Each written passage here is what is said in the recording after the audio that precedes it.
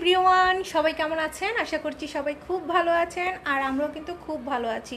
তো আজকে হলো শনিবার। তো আজকে গতকালকে যেহেতু বাসায় পানির প্রবলেম ছিল, তো একটা তরকারি রান্না করে কোনো রকমের খাবার খেয়েছিলাম, আপনাদের সাথে শেয়ার করেছি।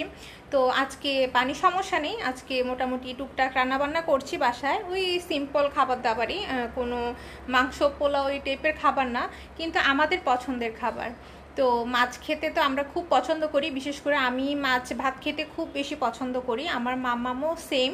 তো আজকে অনেক দিন পর হচ্ছে আমার পছন্দের একটা রান্না করব। তো পাবদা মাছের একটা পাতলা ঝোল।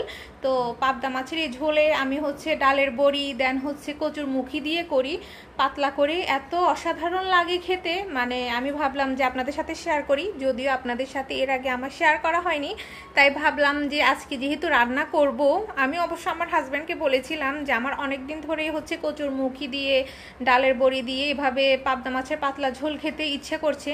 তো সকালবেলায় সে আজকে হচ্ছে কচুর মুখি নিয়ে এসেছিল ফ্রিজে, যদিও পাবদা মাছ ছিল। তো এখন রান্না করব। আর আমার হাজব্যান্ডের পছন্দের রান্না হচ্ছে ছোট মাছ, ছোট মাছের চচ্চড়ি করব, শীতকালীন সবজি সিম আলু বেগুন দিয়ে। তো সব কিছুই আজকে শেয়ার করব, তো দেখতে থাকুন, আশা করছি খুব ভালো লাগবে। আর আজকের ওয়েদারটাও আমার কাছে খুব ভালো লাগছে, খুব একটা রোদ নেই, বাতাসও আছে, মানে একটু ঠান্ডা ঠান্ডা ওয়েদার। মাঝখানে তো কয়দিন এত প্রচণ্ড রোদ গরম পড়েছে, মানে অসম্ভব রকমের গরম পড়েছিল। তো আজকের দিনটা খুবই ভালো লাগছে, ওয়েদারটা বিশেষ করে আমার খুব পছন্দ হয়েছে আজকের। তো এখন হচ্ছে আমি বাইরের ওয়েদারটা আমি আপনাদের সাথে একটু শেয়ার করব। এখানে আমি আমার রুম গুছিয়ে নিয়েছি, ঘুম থেকে উঠেই যদি রুম গুছানো না থাকে তাহলে ভালো লাগে না। এই তো এখন হচ্ছে বারান্দায় এসেছি। আর যেহেতু এখন প্রায় হালকা হালকা শীত পড়ে, তো আর গাছের অবস্থা তেমন একটা ভালো না, গাছ ভালোই আছে, মানে ফুল ধরা অনেকটাই কমে গিয়েছে। আর আকাশটাও ভীষণ সুন্দর, কারণ আগে মাঝখানে কয়েকদিন এত গরম পড়েছিল না, তো এখন একটু অন্যরকম আর কি ওয়েদার হয়েছে, ভালোই লাগছে। তো এখন কিচেনে এসে পড়েছি, আমি আপনাদের সাথে গল্প করার আগেই হচ্ছে সব কিছু কেটে গুছিয়ে রেখেছিলাম। তো এখন হচ্ছে ছোট মাছের চচ্চড়িটা আমি হচ্ছে সমস্ত সবজি দেন মশলা দিয়ে ভালো করে মেখে এখন হচ্ছে আর কি রান্না করব। তো আমি সবসময় ছোট মাছের চচ্চড়ি এভাবেই রান্না করি, আর আমার হাজব্যান্ড এটা খেতে খুব বেশি পছন্দ করে। আমার মতো এভাবে বাসায় কে কে ছোট মাছ রান্না করেন অবশ্যই কিন্তু জানাবেন। আমাদের কিন্তু যখনই মাছের বাজার করা হয় বাসায়, তখন ছোট মাছ কিনে আনা হয়, কারণ আমার হাজব্যান্ডের হচ্ছে ছোট মাছ দেশি মাছ এই টাইপের মাছগুলো খুব পছন্দের। সে রুই কাতলা এইসব মাছ খুবই কম পছন্দ করে আর কি, তাই জন্য হচ্ছে সবার পছন্দেরই আর কি বাজার করা হয়। তো কার কার বাসায় হচ্ছে ছোট মাছ প্রায় খাওয়া হয় অবশ্যই কিন্তু জানাবেন।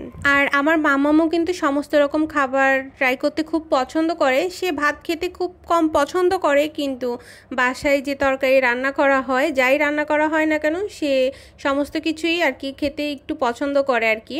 তো এখানে হচ্ছে রান্না শেষ, ধনেপাতা দিয়ে নামিয়ে নিয়েছি। আর এখন যেহেতু শীতের সিজন শুরু হয়ে গিয়েছে, তো সমস্ত কিছুতেই আসলে ধনেপাতা খেতে খুব পছন্দ আর কি করি, বিশেষ করে ছোট মাছের চচ্চড়ি টাইপের রান্নাগুলোয় ধনেপাতা খুব বেশি ভালো লাগে। এখন হচ্ছে আমি আমার পছন্দের রান্নাটা আর কি করব, পাবদা মাছ দিয়ে আর কি একটা ঝোল করব সবজি দিয়ে, আর সাথে থাকবে ডালের বড়ি। শীতকালে মাছের ঝোলের সাথে ডালের বড়ি খেতেও কিন্তু বেশ লাগে।